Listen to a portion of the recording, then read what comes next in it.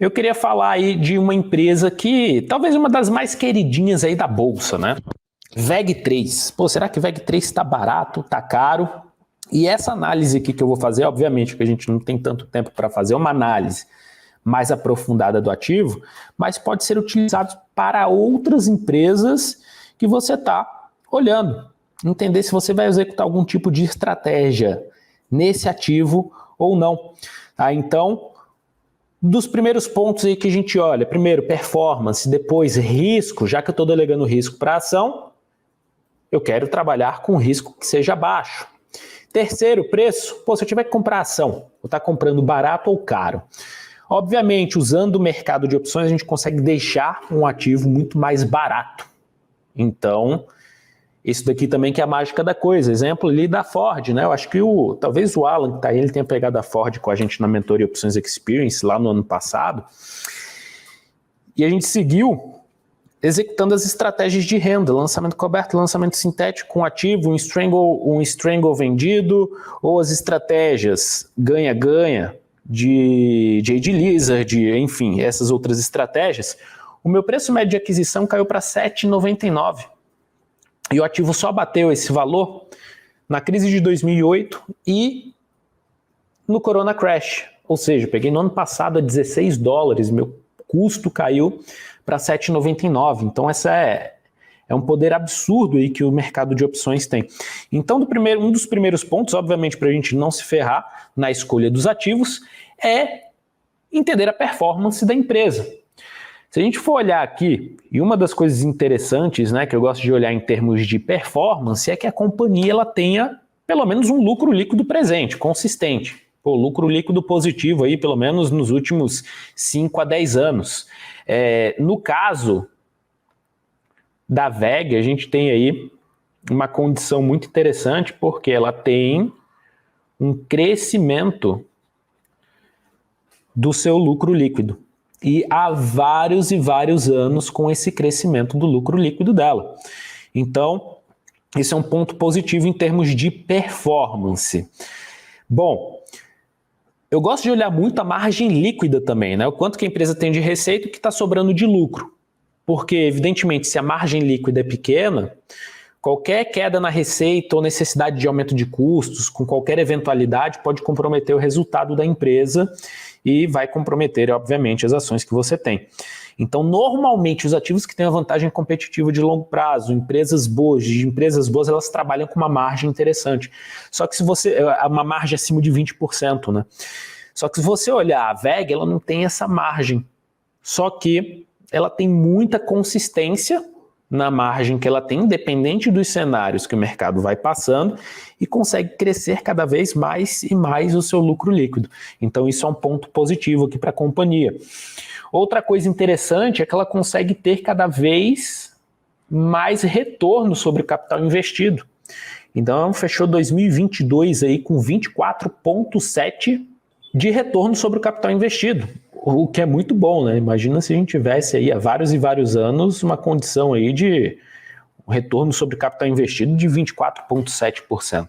Então, alguns pontos aqui relevantes que são levados em consideração para a performance da empresa. Crescimento médio de 20,93% ao ano, crescimento do lucro líquido, tá?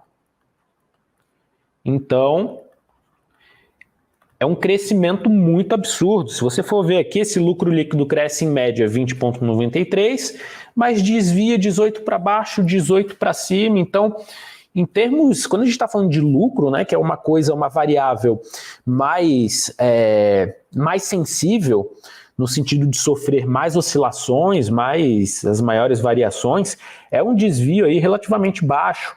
É uma empresa que tem um alto retorno sobre capital investido, e olha que ela precisa de um capital investido ali significativo, porque, enfim, são máquinas, são diversos desses aspectos aí. Margem líquida que eu coloquei em amarelo, 14,28. Para o setor é muito bom, tá? Para o setor é muito bom, mas mais interessante seria se estivesse acima ali dos 20%. E um ponto negativo é que ela não tem um processo de recompra de ações, e eu particularmente acho que não é uma política tão utilizada aqui no Brasil. Então ela é pouco utilizada, essa política aí de recompra de ações. Léo, por que recompra de ações é legal? Porque isso diminui a quantidade de ações em circulação. Então, se, por exemplo, a gente tinha ali um lucro por ação de $10 e 10 ações em circulação, se a empresa recompra 5 ações, ficam só 5 ações na bolsa, o que acontece? O lucro por ação aumenta. Então ele ficaria não de $10, não de $10 o lucro por ação, ficaria de $100, não é isso? $100 não, ficaria se ela tem 10 de lucro por ação, olha aí. Se ela tem $10 de lucro por ação e 10 ações, era $1 por ação que ela tinha, beleza. Agora se ela tem 5, são $2 por ação que ela tem de lucro. Então esse lucro vai crescendo, por mais que ele se mantenha estável, se a empresa tem uma boa geração de caixa, que ela trabalha forte nesse processo de recompra de ações, esse lucro por ação vai aumentando, o valor patrimonial por ação vai aumentando também. Só que isso é muito mais utilizado no mercado americano. Por quê? Porque a recompra de ação é um processo da empresa também para remunerar os acionistas. E aqui, como não temos taxação dos dividendos, boa parte das companhias preferem trabalhar em cima desse processo de distribuição de dividendos. E olha que nem todas assim, tá? Vamos lá. Performance, a performance da empresa inquestionável, né? A gente ainda tem 2 pontos aqui para olhar.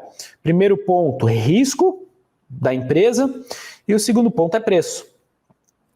Bom, o que seria aí esse processo de risco? O risco é basicamente você estar ali posicionado numa companhia e ela perder a sua capacidade de pagar as suas obrigações. Seja contas a pagar, despesas, enfim. Primeiro ela perde o dinheiro ali para girar a sua operação. E depois ela perde a capacidade de pagar seus credores e tudo mais. Aí vai entrar no processo de recuperação judicial, depois o processo de falência, e aí é uma bola de neve só. Se você está posicionado nesse tipo de empresa, você pode levar um tombo aí. Então é importante fazer essa análise de risco, principalmente por quê? Porque se a gente delega o risco para as ações nas estratégias ganha-ganha, obviamente que isso aqui vai ser relevante. Então o que eu peguei aqui? Ó? Dentro do passivo circulante, o que é isso, passivo circulante? Na análise de balanço, no balanço patrimonial da empresa, temos os ativos da empresa e os passivos. Os passivos circulantes são as despesas, dívidas e obrigações de curto prazo, que vencem em até 1 ano. Tá? Então, se a gente olhar aqui, ó, contas a pagar, a gente tem aqui algo próximo de R$2 bilhões. Se a gente vê aqui, ó, parcela de dívidas de longo prazo, aproximadamente 2,2 aqui. Empréstimos de curto prazo, bem baixo, né? Esse empréstimo de curto prazo aqui, 160 milhões. Não é nada isso aqui, né? Paga a pizza no final de semana. Parcela atual de obrigações de arrendamento mercantil aqui também, ó. A gente tem próximo de 95, 100 milhões aqui. E as despesas acumuladas, que ela vai ter que pagar ali até 1 ano, ali na casa de 1 bilhão. O total disso daqui dá 5,5 bilhões de passivo aí de liquidez, tá? De curto prazo. O que é isso? Que vai demandar dinheiro. Não necessariamente o passivo circulante é um negócio que vai despender caixa, mas esses daqui são as principais componentes do passivo circulante, e a gente tem aí uma obrigação de gasto futuro de 5,55 bilhões. Beleza. O que não faria a empresa se enrolar neste caso? Primeira coisa, a empresa ter caixa, dinheiro lá disponível na conta do banco dela para pagar isso daqui, caso ela não tenha receita nenhuma, ela não gere caixa nenhum, que não é o caso que a gente tem aqui da VEG3, tá?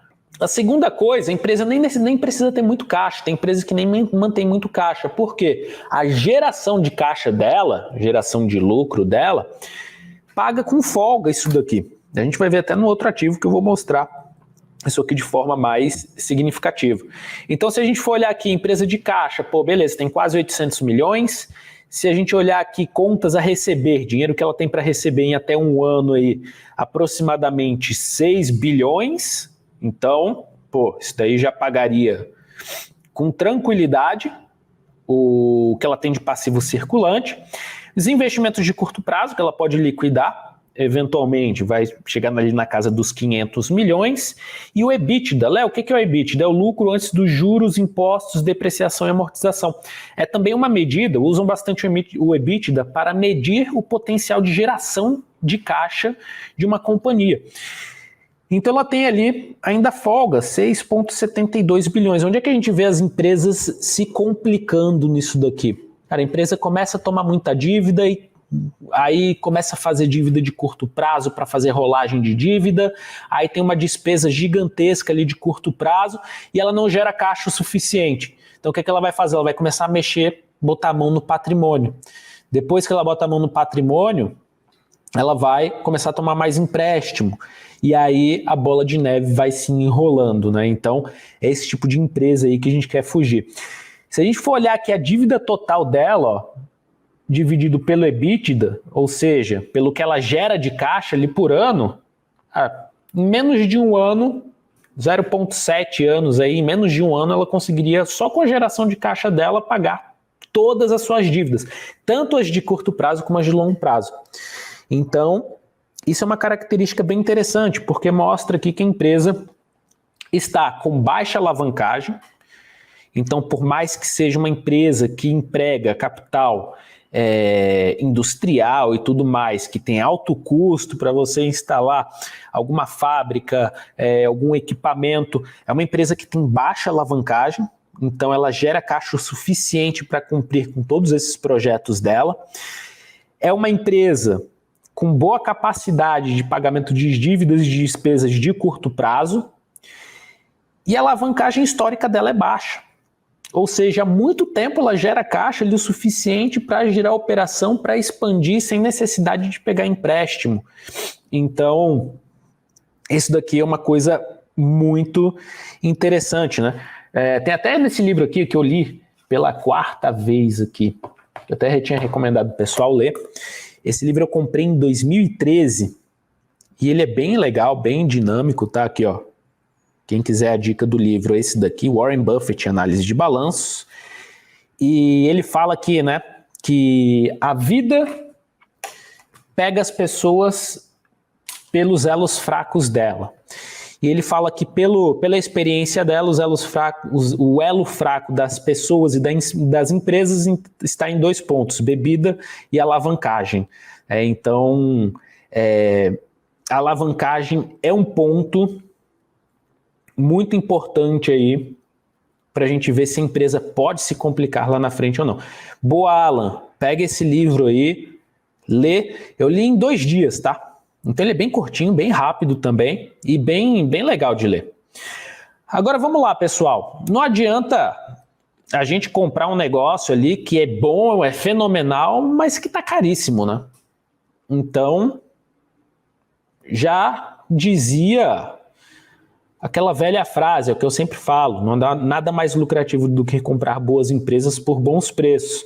Então não adianta você ter uma empresa ruim por um bom preço, que você vai se ferrar, e não adianta você também ter uma empresa boa com preço lá em cima, porque o seu resultado vai ser ridículo. Então, você quer trabalhar em cima dessa condição. Então, nosso próximo ponto de análise aqui é justamente o preço. E um dos indicadores para analisar o preço, a gente pode olhar o valor patrimonial por ação, o preço por valor patrimonial por ação, e o que é muito utilizado é o preço da ação dividido pelo lucro. Então, ele me fala que aqui agora fechou em 41,6 vezes o lucro da ação. Ela é negociada 41,6 vezes o lucro por ação. Imagina que você tem um ativo que tem, sei lá, R$1 de lucro por ação. Esse é o lucro para o acionista, que ele vai vir de diversas formas, ou distribuição de dividendos, ou recompra de ações, ou aumento do patrimônio líquido da companhia. É o que o Warren Buffett chama de equity bound, né? É um cupom que você ganha, taxa que você ganha ali por ter aquele equity, por ter aquela empresa. Só que o PL me sugere aí que se mantiver constante esse lucro aqui, que obviamente não é isso que a gente vê um lucro líquido crescente, mas seriam 41 anos para recuperar 100% ali do meu capital investido. Obviamente que o lucro ele cresce, tá, tem crescido, né, uma taxa de aproximadamente 20% ao ano. Então, isso daqui já diminui. Mas é uma taxa bem alta. Se a gente olha o histórico aqui da companhia, a gente vai ver que está o quê? Está no terceiro maior nível de PL. Então, a gente também tem os ciclos aqui de mercado. Tá? Então, a gente tem ciclo de mercado de otimismo e tem o ciclo de mercado de pessimismo.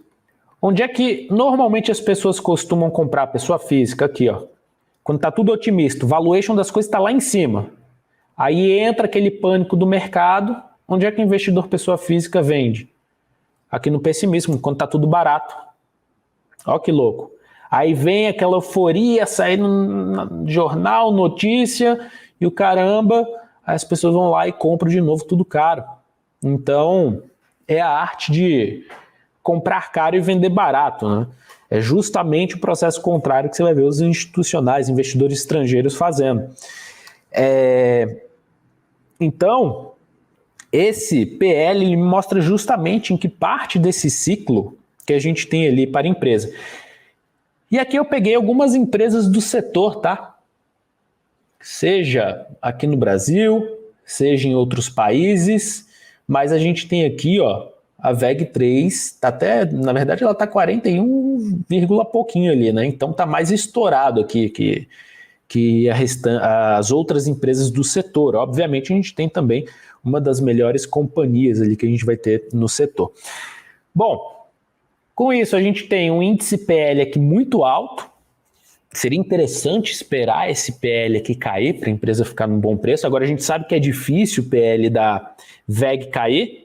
Caiu algumas vezes aí, então sei algumas pessoas que compraram a VEG3 quando ela deu aquela queda e o PL ficou bem atrativo. Você tem um lucro para o acionista de 3% ao ano. Ou seja, se você compra uma ação que volta para você 3% ao ano de lucro. Como esse lucro está crescendo em média 20% ao ano, para você ter um lucro que volta para você ali como acionista ao que é a taxa de juros hoje, seriam aproximadamente 8 anos, se ela mantivesse esse crescimento de 20% ao ano. Agora a gente tem uma projeção de preço aqui interessante, né, para 89,57. Como é que é feita essa projeção? Essa projeção é com base na projeção, com base no crescimento da empresa. E também você não pega só o crescimento histórico, você pode pegar o crescimento projetado por diversos analistas que a gente tem aí de mercado, de grandes instituições, e fazer uma ponderação deste crescimento aí, tá? Então, essa é uma condição aí muito interessante. Quer aprender como gerar renda semanal em dólar? 20, 50 ou até mais de $1.000 por semana? Para isso, você vai precisar investir nos Estados Unidos e usar o mercado mais lucrativo que existe, gerando renda semanal em moeda forte de forma simples e segura. Eu vou fazer uma imersão no Zoom de 2 dias inteiros, ensinando como montar a estratégia mais lucrativa para a carteira de investimentos, como preparar a sua conta para gerar renda semanal em dólar nos Estados Unidos, como fazer a seleção de ativos com alta renda e baixo risco, como executar as estratégias de renda para gerar de 20 até mais de $1.000 por semana, como usar as opções para comprar um ativo por 1/5 do valor de mercado, como gerenciar as suas estratégias e posições. E para participar é só clicar no botão abaixo e fazer a sua inscrição agora mesmo. Lembrando que, por limitações da plataforma, as vagas são limitadas, então corre lá e garanta sua vaga.